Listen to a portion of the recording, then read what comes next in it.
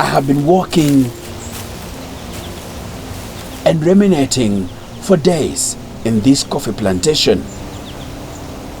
I'm here in Kenya's central region.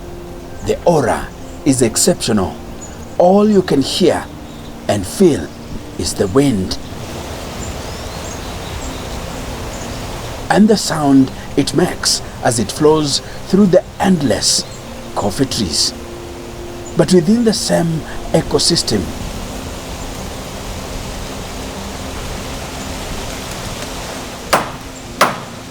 a new sound has been echoing across the landscape.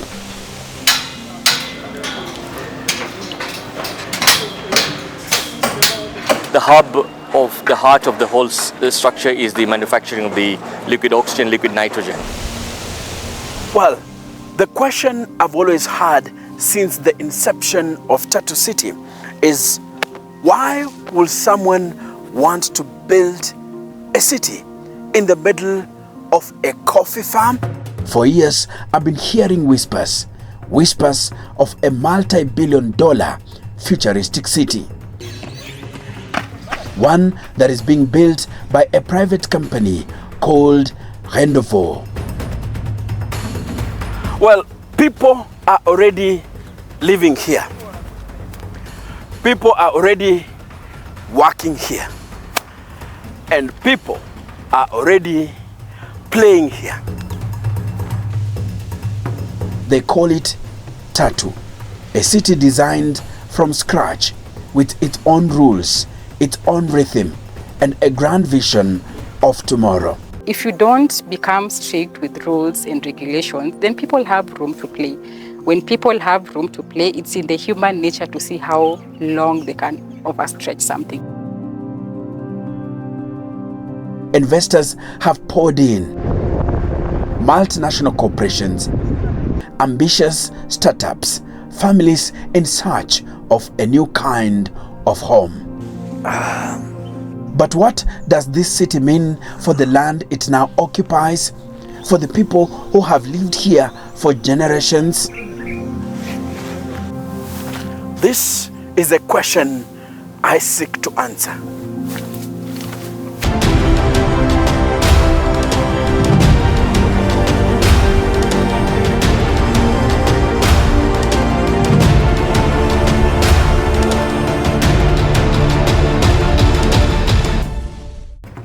It's my first time coming to Tatu City.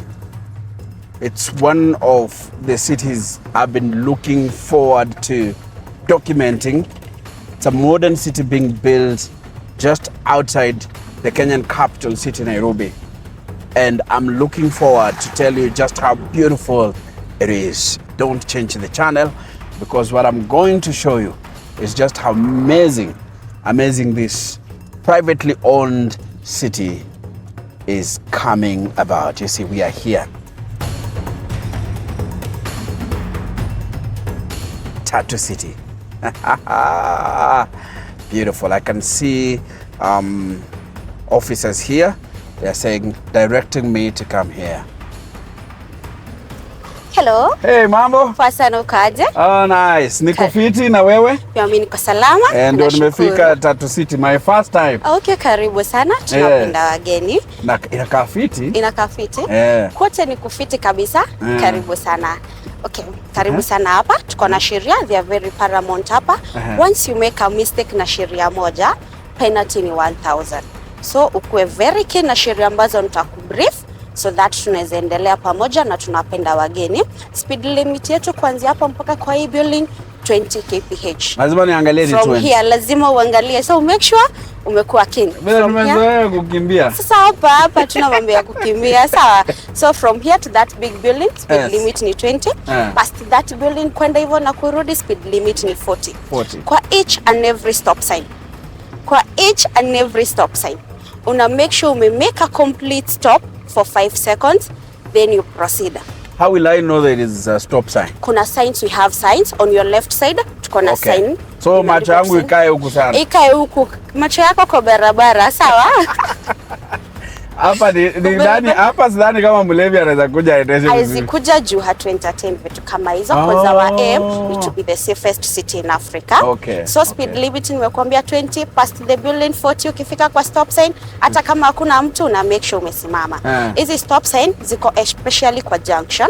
So kwa each and every junction lazima usimame hata kama hakuna mtu. Remember, hakuna ku slow down. Tumezoea tu ku slow down, lakini hapa usi slow down. Okay. Sawa? Alafu hakuna kupika ama ku drop mtu yote kwa barabara. Unaweza ingia hapa ndani upatane na rafiki yako, usimchukue kwa barabara. Do not litter. Do not litter. In case gari yako utembee tu nayo pale mpaka nipate mahali kuna kuna bins ziko all over hapa, unaweza tupa. Ukifika kwa barabara, in case gari yako imeharibika ama imefanya nini, lazima ukuwe na life saver na unaweka hazards on. Hakuna ku cause obstruction.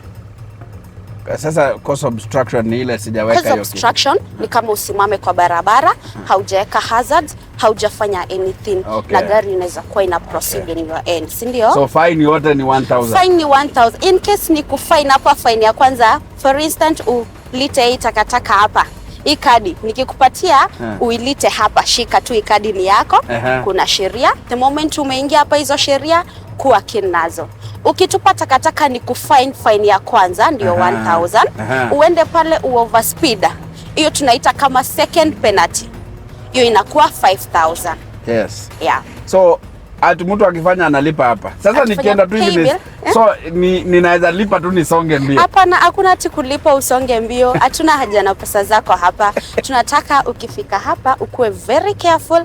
Kina sheria zetu ndo at least. So the bottom line is not about the money or the fine. No, it's about it's not about the money. The we don't want your money. It's about the safety here. It's all about being safe here in Tatu City. I get it. Okay. Oh, thank you so much. Sawa, karibu sana. So nisonge. Si kusonga from here. Yani pole pole. Pole pole to the speed limit 20, 40 kwa stop sign. Speed limit yangu acha nione. Sasa kama imeharibika, uje niko hapa na kutime tu. Iko sawa lakini. Iko sawa, nimezoea kana songa huko kana songa. Sasa hizi hapa. Jaribu tu maintain. So hapo umesema 20. Hapa ni 20 from here to that big building. Okay. Ukipita ile building kwenda na kurudi ni 40. Aya. Kumbuka kusimama. Yes. Do not litter. Nimekupatia kadi yako. Acha niweka hapa ndio inikumbushe. Sawa, karibu sana. I think nitaweka hapa. Ndio ikipo kunikumbusha. Sawa. You have the residents. Ni residents. Yeah, This is a city meticulously designed for the safety of every road user. Safety here isn't just about design, it's about discipline.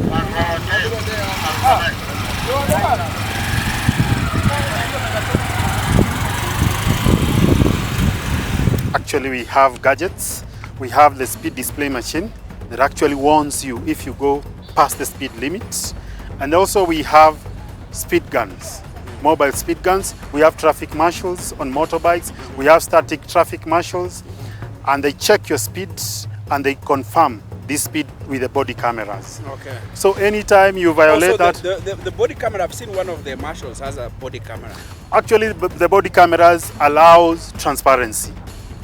So you find that in Kenya, we are the inchi ya kitu kidogo. Yes. But these traffic marshals, in every interaction, it's recorded. Even if it's greetings, saying hi, it's captured by the body camera. Unajua Kenya tunapenda kujitetea. Nilisema nikizusha naambia wewe hadi sijapita. Inakuwa captured. That's the evidence. The evidence is there. There and there. And it can be presented in court in case yes. Justice was not served. Sure. And also we have static cameras. The CCTV can run the footage. And of what intervals? They're continuous.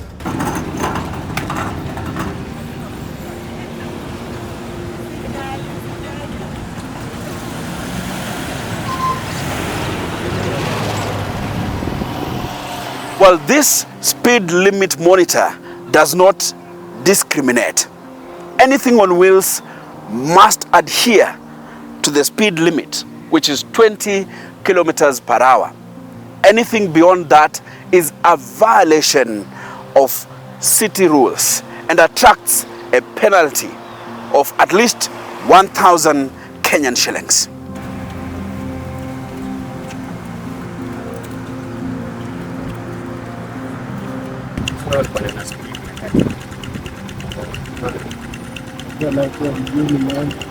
Kwa mgeni una follow the road signs. Una display machine pale.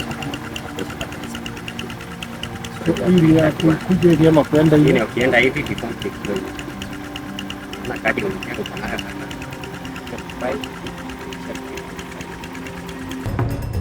There they are, 3 towering pillars rising from the ground like sentinels of progress.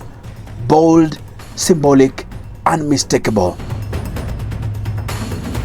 They mark your entry into something different, something visionary.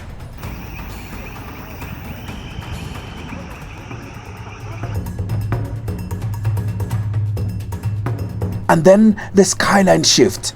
2 elegant towers rise into view. This is Eneo at Tatu Central, a flagship development for the Central District, custom designed for CCI Global, one of Africa's largest international contact centers. This isn't just an office block. It's a nerve center for global business process outsourcing.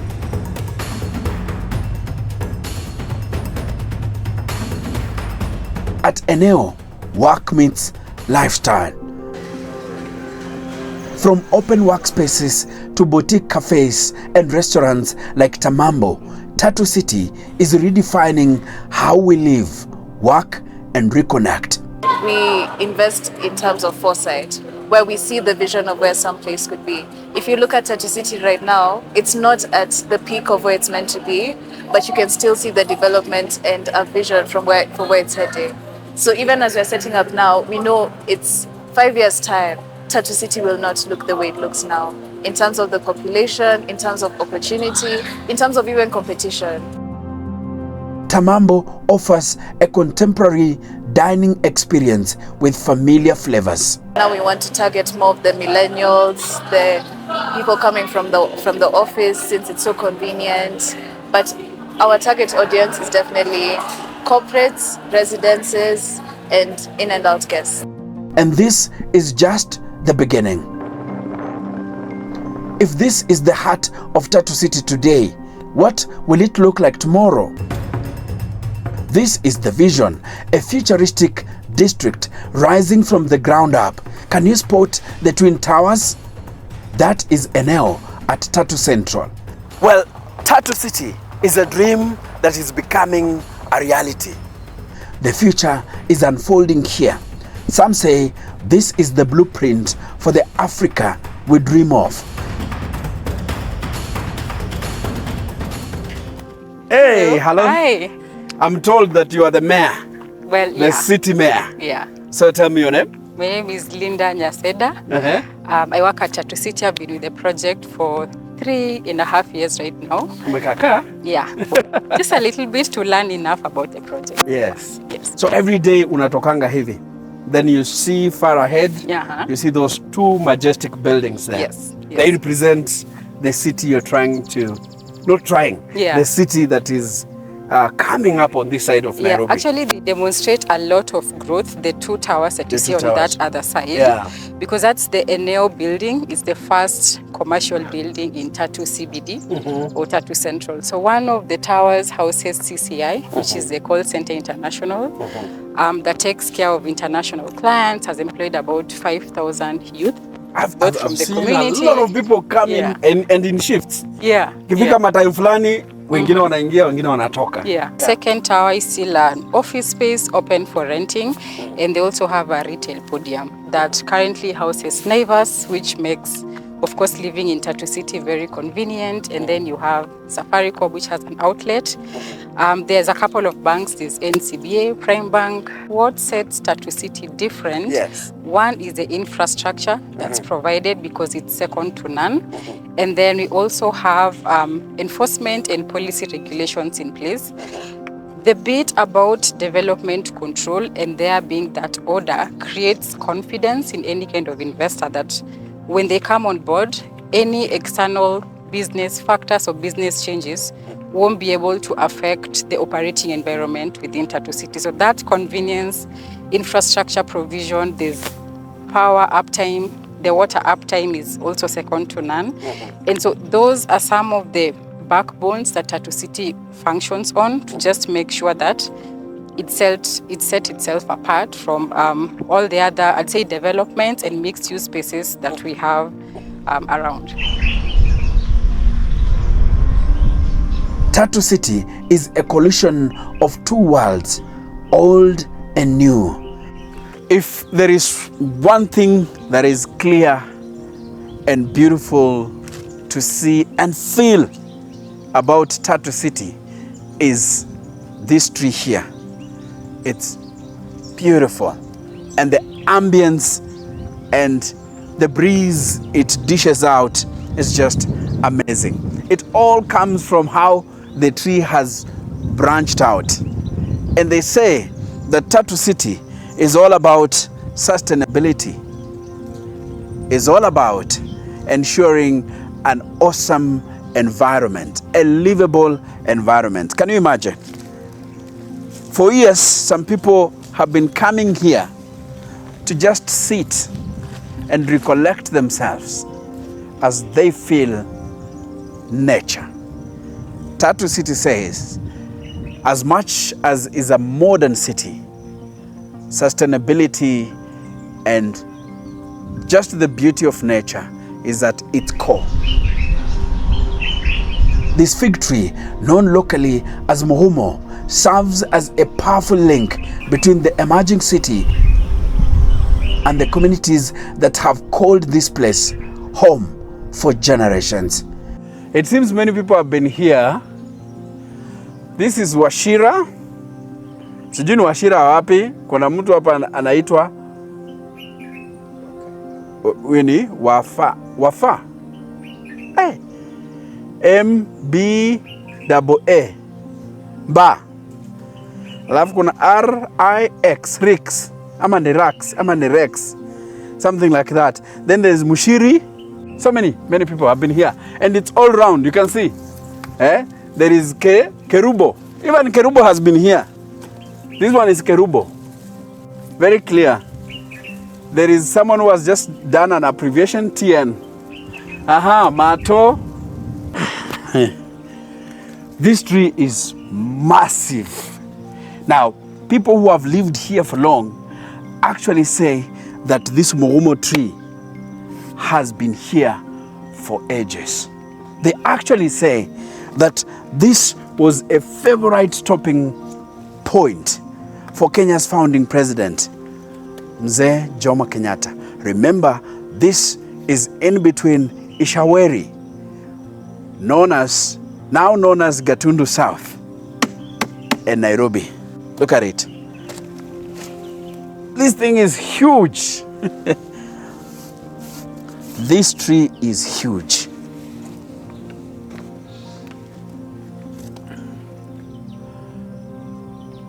Well, Muhumo tree is very important as far as the Kikuyu community is concerned. Tatu City is found within the Kikuyu community. And they say they want to preserve also the culture of the people, build a modern city, but also that values the culture of the people here. And that is why this Muhumo tree has been preserved. It's not just this one. There are two. There is another one there.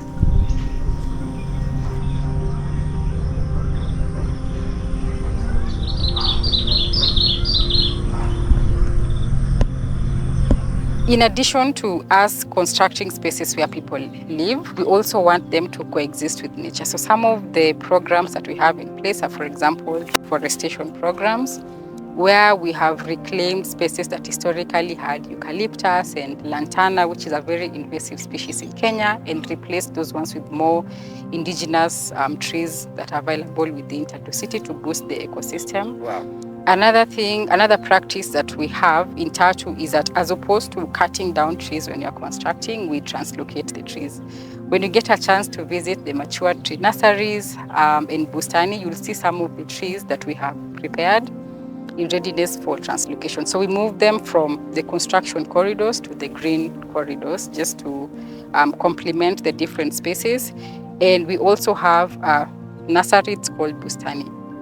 So all the plants that are grown within the city are propagated from Bustani. So we grow thousands on thousands of plants. You don't go buy? No. That is sustainability. I am officially in Tatu, and let me tell you, what I've seen so far is unlike anything I expected.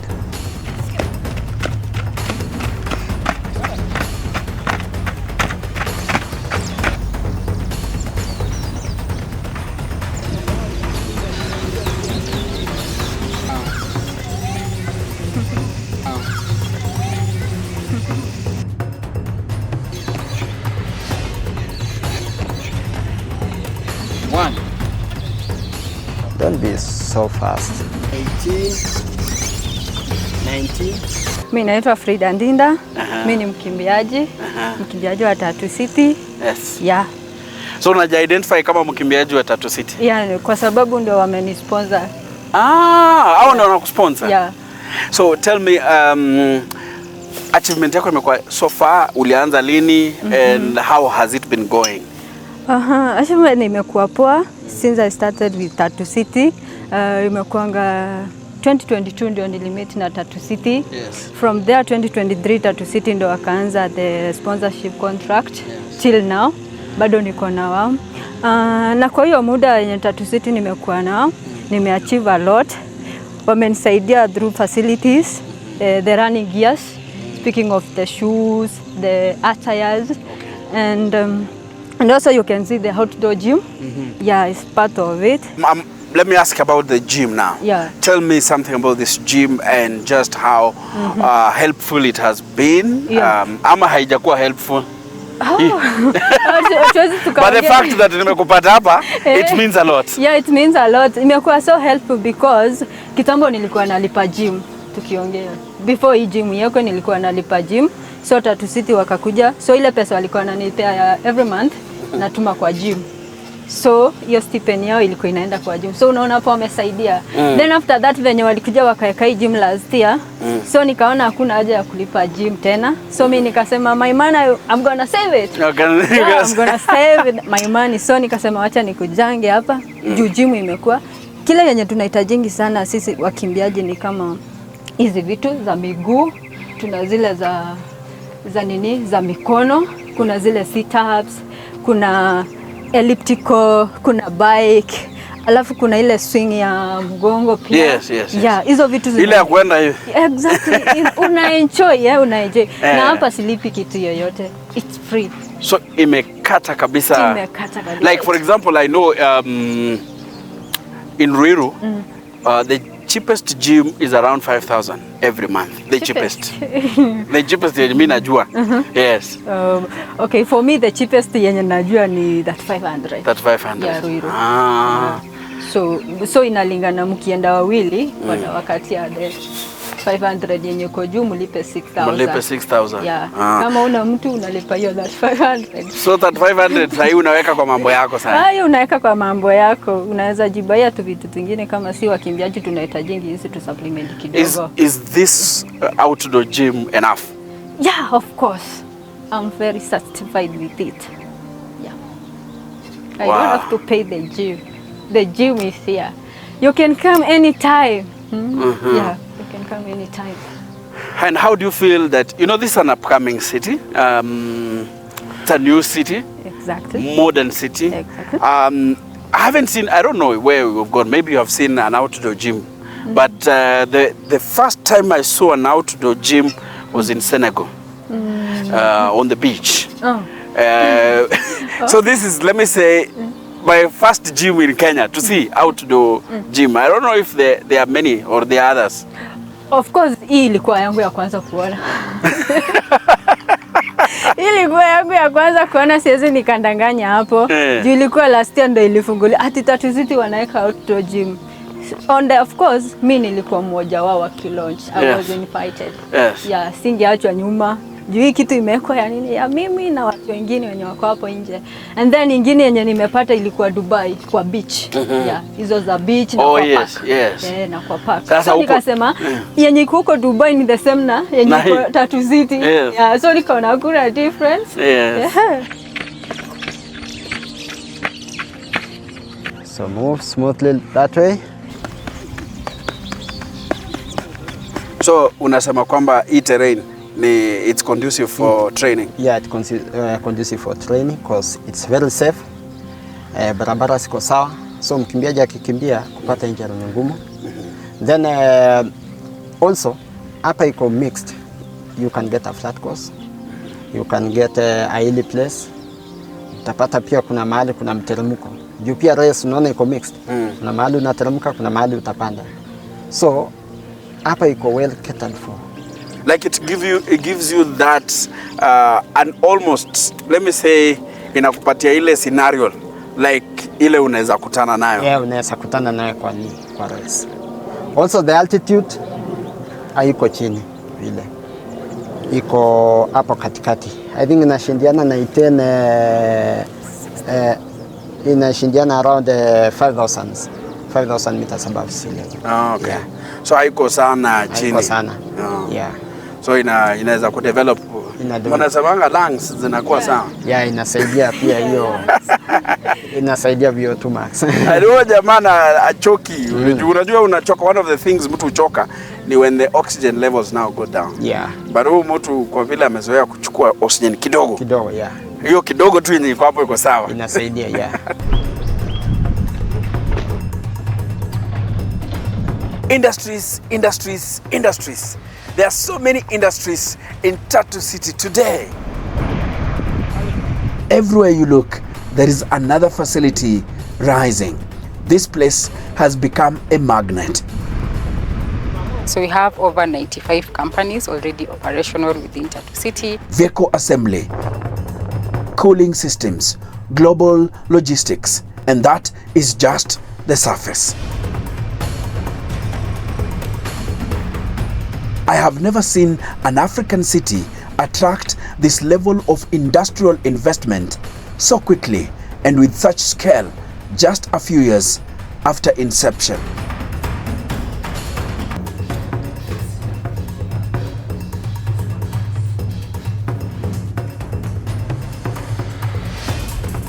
One of the most vulnerable places in a construction site, Kichwa.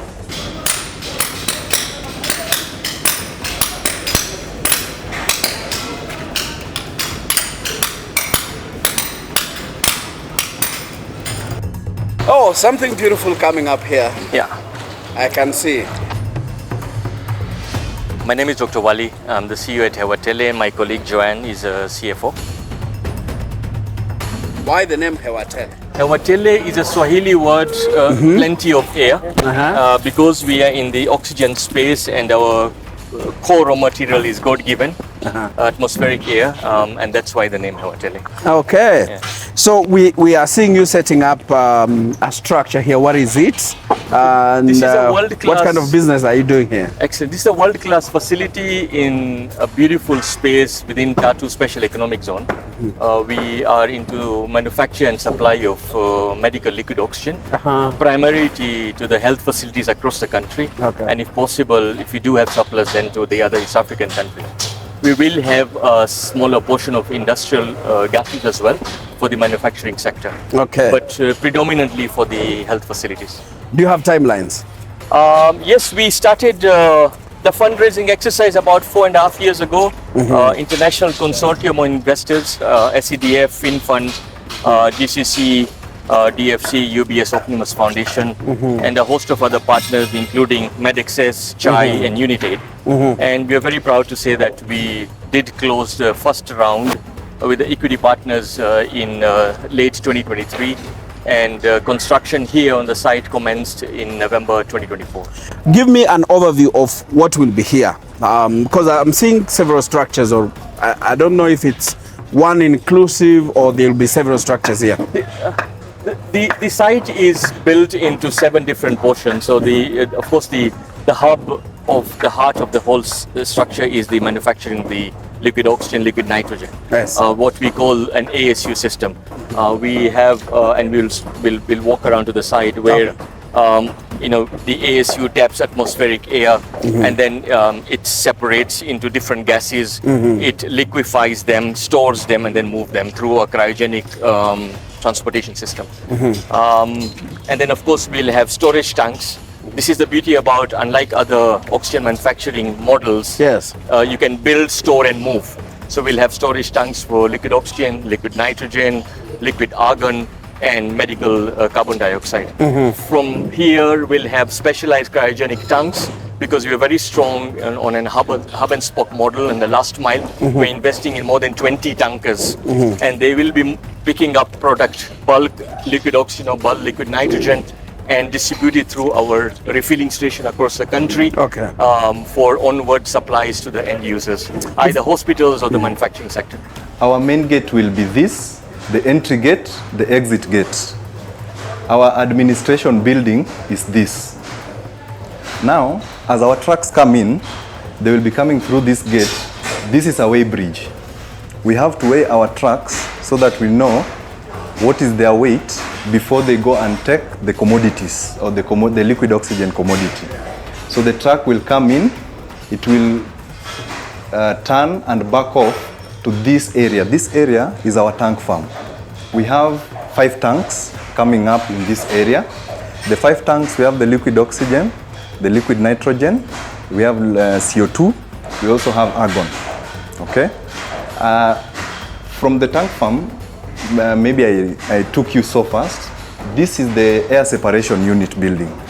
So we are tapping the natural oxygen into this building and we'll have equipment or the skids which are having the different machineries to convert the oxygen into the liquid oxygen, basically in a rough aspect. So the liquid oxygen will be run through the cold box and then now it is transferred into the tanks for storage. So at this point we will have our manifolds where our trucks back off, we jack the manifold, the liquid oxygen is filled into our trucks. So the liquid oxygen again can be converted into the gaseous oxygen. I mentioned to you the cylinder filling, cylinder storage and cylinder packaging. So in our cylinders area, in our cylinder storage area, we'll be doing the gaseous oxygen because it is also, some facilities also require it. So this is where that will be done. The raw material to be used here is the liquid oxygen.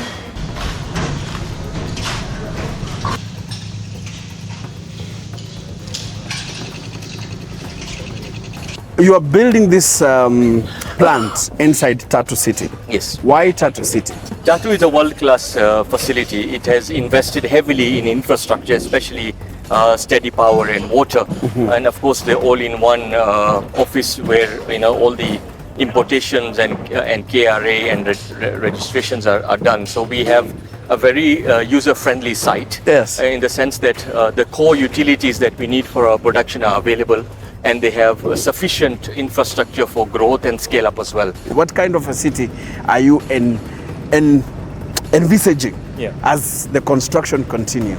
We believe Tatu is a city within a city, and it was a clever move to decongest from Nairobi and to bring out investments outside the major cities, and it's a smart move. I believe it's a move in the right direction, and it's taking time because it has a huge capex in terms of expanding, but they're on the right track, and hopefully the next few years it will be a place to be in. Yeah. And the roads, all of them are brand new. Some so new they haven't even made it to Google Maps yet.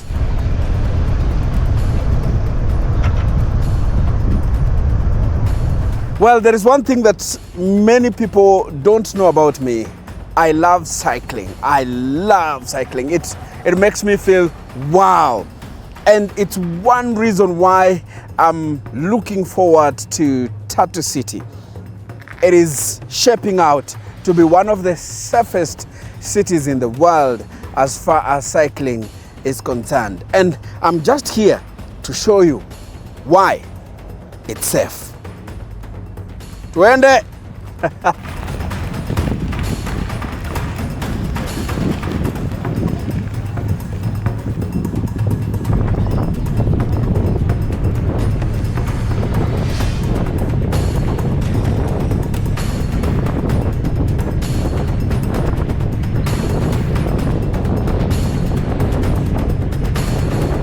Very safe, by the way. You just love it. You just love it. This city isn't waiting for tomorrow. It's being built at speed right in front of our eyes.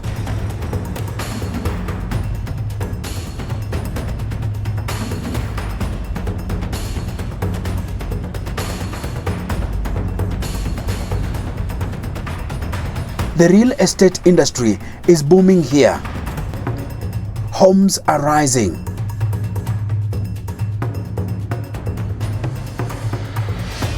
Streets are filling, and residents like Sylvester Njuguna are arriving in droves.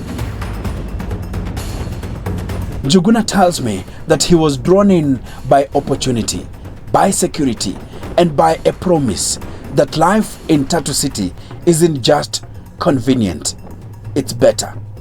So you are not even allowed to have your guard, you are not allowed to have a concrete fence. Like, you know, these are very simple fences, live fence. Live fence, yeah. Yes. The concrete is just there to reinforce the... Yes, to reinforce the whatever. The wire mesh, yes. Yeah. So that's number one. Number two is because of the environment itself.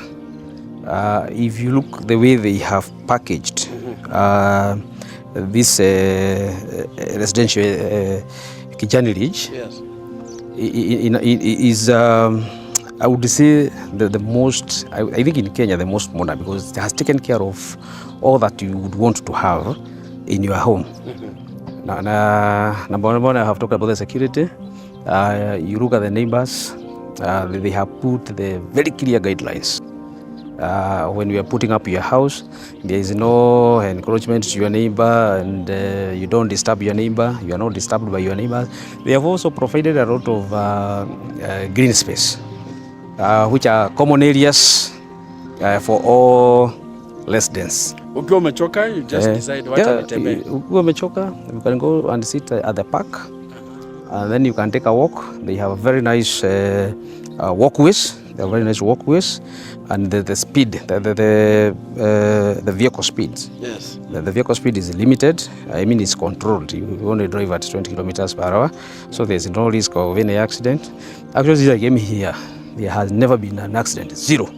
So kids can comfortably walk around the city. Yes, yes. Around the estate. Then the environment is always very good, very conducive. Nasikia ndege. Nasikia hapa amushwa na tudegedege hapa. So basically, if you look at the guidelines, how they have put, and you see that you cannot see the electricity wires. Wires are connecting, hanging. Yes, everything is underground, including the, you know, this one, the internet connectivity. Yeah. Is everything is underground. So they did the horizontal infrastructure first. Yes. The roads, laid roads, made sure that there is the trench for storm water and everything like that. And you remember when there was that long line, everywhere, probably in our neighborhood there was too much flood. The road, the rivers, the overflow, and everything. Here we did not get any challenge with the floods. So Nakuta, it's like they had foreseen. So they had done a very nice drainage. Okay. Yeah, very nice. And they have done the roads. The water drains very well. The roads are very nice. I would say we have no reason to say that Tatu City have not delivered on their promise. They have actually done so. If the hand of time was turned back to before you came here, will you do the same that you've done, purchase a land here and build a home? Actually, I would even do double of it. I have saved for a very long time. Yes. It is not like you thought you get the money and then it's a process. I started saving for a long time. Yes. And then by the time, then the plots were also very cheap. They were not expensive. So if it is overturned back then, I would probably have two. Yeah, karibu sana. Asante. You can even take a cup of kuna tumaji hapa. So you can serve yourself. You here, imagine it's dialect from the Tatu supply. Oh. Yeah, it's very clean. Nice. Naona it's sparkling. Yeah. Actually, I should even serve you, but you've decided ungefanya kazi ya hospitality wewe. I am a businessman and trademark casket. Currently doing business at Tatu City. In other words, you say you are a resident and you still work here? Yes. I am a resident here at Kijani Ridge. It's a residential area within the Tatu City. And also sometimes I drive to work or I just walk to work because it's quite near.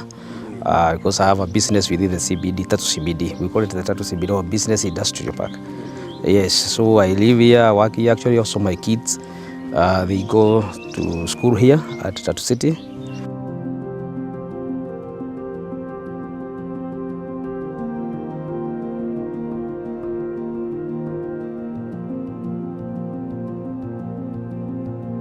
Why Tatu City? You could have gone to other places. I think Tatu City is the new area, the area to be watching at the moment, bringing the city out here to Tatu. The environment is lovely. Our students are not in the city centre. Our students are out in this beautiful environment. As you can see around us, there's not many buildings at the moment, although they are coming up.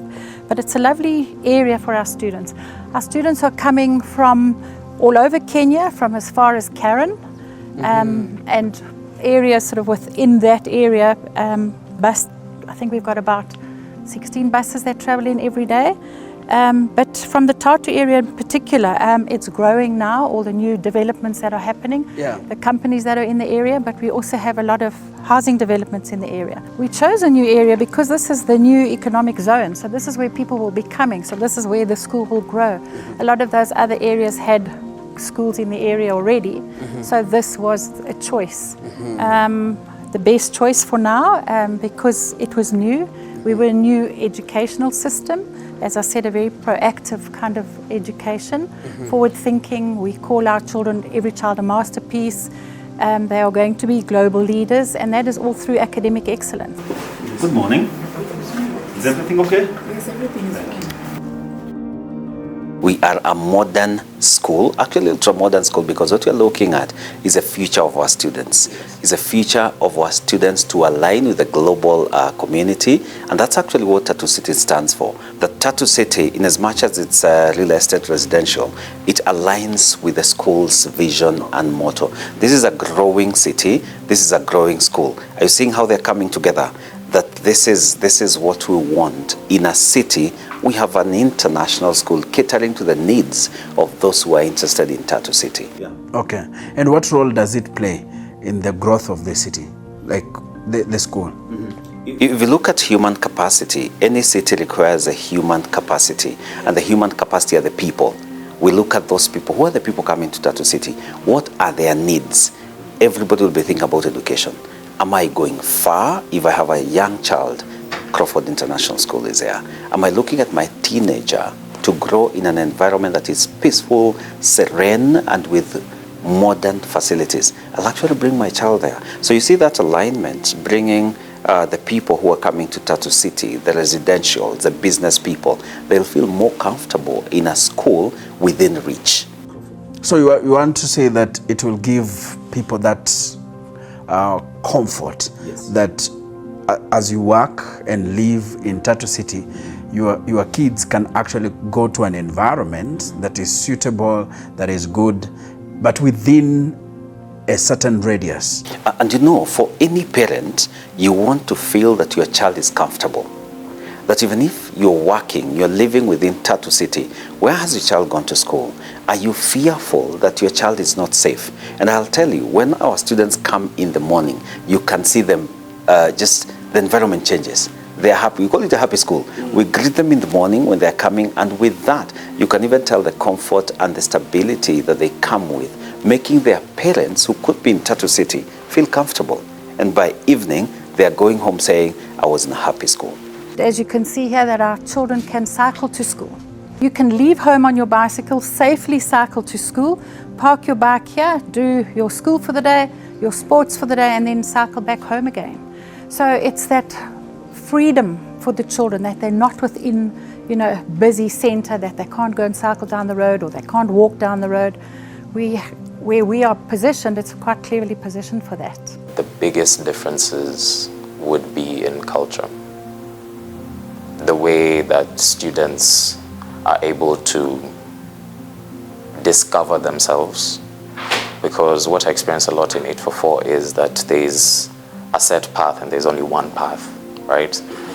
You're either on top of your books or you're not. Full stop. Exactly.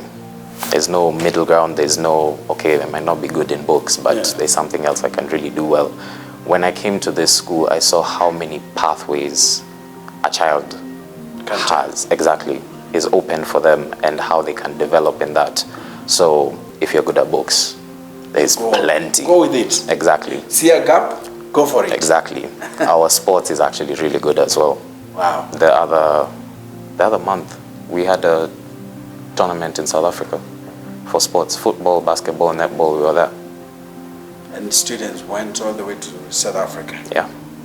So sports is there. We have a very strong swimming team as well. It means, for example, if you participate globally, and if you're a talented child, talented students, yes, it's very easy to be picked by some of these biggest, for example, if the biggest sporting organizations. If you are a footballer, for example, you can be spotted by Manchester United. It's possible. I'd say the school is quite young because it's only its 6th year. 6th year. Yes. So I see the possibility of it getting to that point because the amount of exposure, we actually have a lot of traveling teams for sports.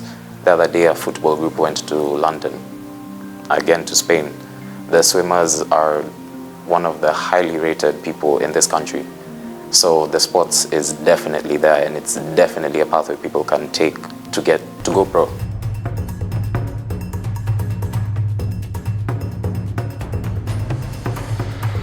I have been walking around Tatu City for hours now, and truth be told, I'm starting to feel it. Hunger. Time to find something to eat. Melanie Nyakiomo says she's got me covered.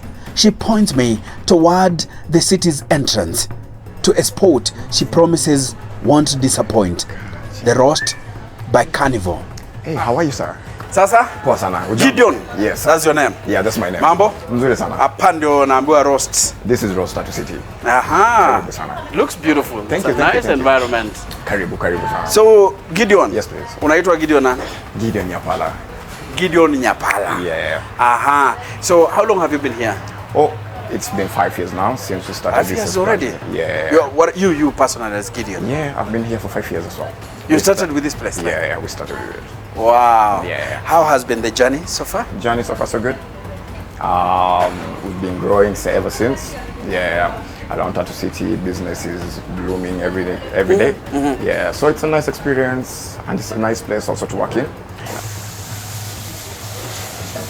This isn't your everyday grill.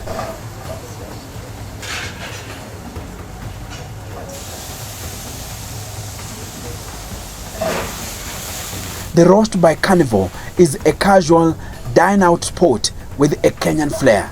Mambo? Salama sana. Naona umetuletea kitu. Angalau tupunge. Umesema tutafute kitu. Tupunguze njaa. Which is your favorite? So ideally, roast is all about meat. So starting off with the steaks, trickling down to the pork ribs. We also have some nice platters. Naona shawarma.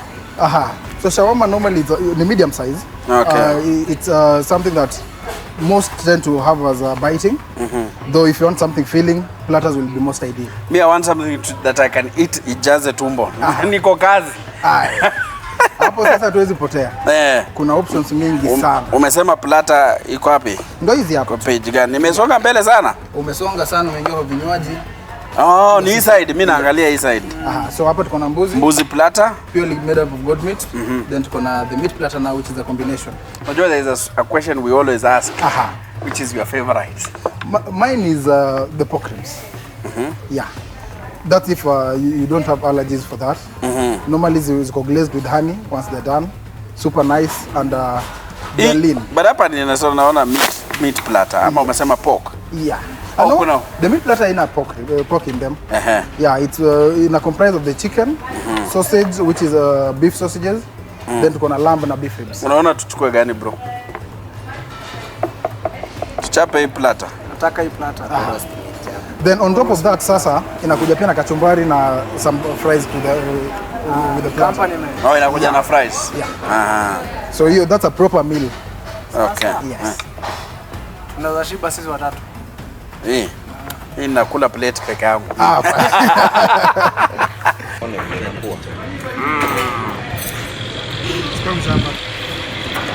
Ushamba lazima tukue nayo. Mimi sikuzaliwa town.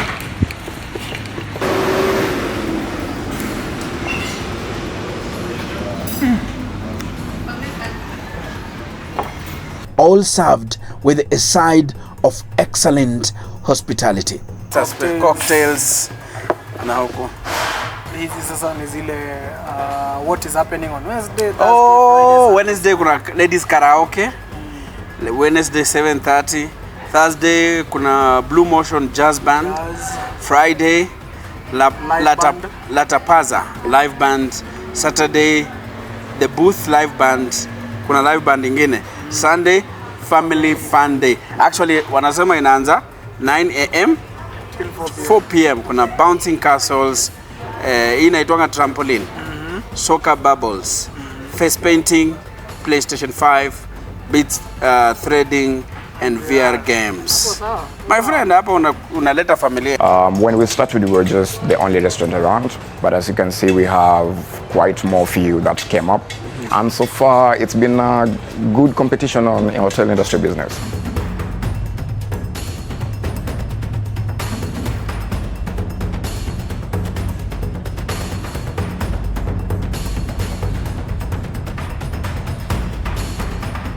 I have a restaurant here at Tatu City. In that restaurant, we get walk-ins from the people who work within the Tatu City and also the outsiders. Number two, we do corporate catering. In Tatu City, there are so many companies there. So when I was doing my business research, I knew very well if I set up my business at Tatu City, my first client will be the people who are working there, and they have the vision to bring about 50,000 people to work at Tatu City. And then there are so many industries that are coming in. So for me, I thought it's a very good opportunity and I cannot regret it. And again, you know, it's a special economic zone. It has very good controls, security-wise, and the future is so bright. Are you seeing your business growing to the next level at Tatu City? We are going to the next phase of rearranging our restaurant, and also introduce the new cuisines. Then we'll be doing the target training once we are able to agree with the Tatu City, and if we could afford to get an extra space to lease, we'll say we train experts in the hospitality. So we are looking to do a target training in the hospitality, especially in the areas of the culinary art and the hospitality management. Yeah. So that is the line that we see ourselves grow at the Tatu City. Yeah. And Tatu City is growing from the look of things. I've seen even, for example, residential areas like Unity. Is it called Unit or Unity? Unity homes. Unit houses. They are really expanding. Many houses are there now, which means houses mean people. Yeah, and there's a big tower they are doing next to our restaurant, which is called Jambali Towers. Yes, so the future of Tatu City is You know, it's also helping our Nairobi because so congested is decongesting Nairobi because you find a lot of industry moving to the industrial area, a lot of the people that they urban living, so they have created multi-dwelling within the CBD of the Tatu City, and then they defined one like the Kijani, so they have everything for everyone.